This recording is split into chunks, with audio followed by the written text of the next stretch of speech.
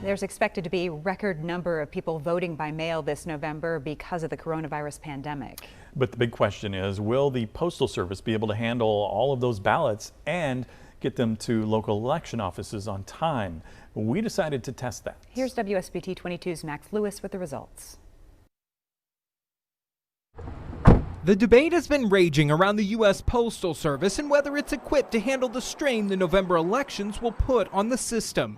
I'm going to go vote in person. And why is that? Oh, come on now. You cannot trust any of this nonsense. We wanted to know how long would it take for mail-in ballots to get to their destination, or if they'd get there at all. We contacted the St. Joseph County Clerk's Office to see what size envelopes they use to mail ballots and how much they weigh. Then we rented a post office box at the same post office the clerk's office uses. After all that, we took 100 envelopes and stuffed them each with 3 pieces of paper to mimic the weight and numbered each one. After a lot of licking, labeling, and stamping, we were ready to send them out. We sent some of them home with members of our staff, and the rest we mailed out from places across St. Joseph County. We started in Lakeville, then over to Walkerton, up to North Liberty, New Carlisle, South Bend, Granger, Mishawaka, and Osceola. We checked our P.O. box less than a week later, and all 100 envelopes made it to the post office.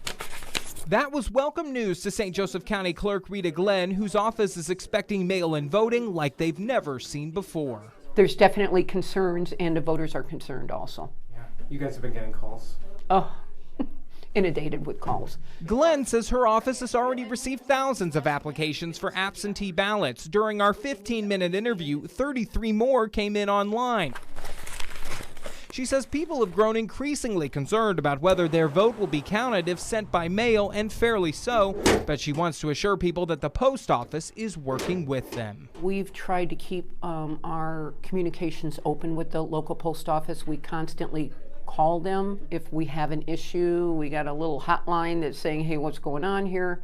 But what we've also done is have worked with the post office. Glenn says it's important for voters to be informed about dates and deadlines if voting by mail and not waiting until the last minute.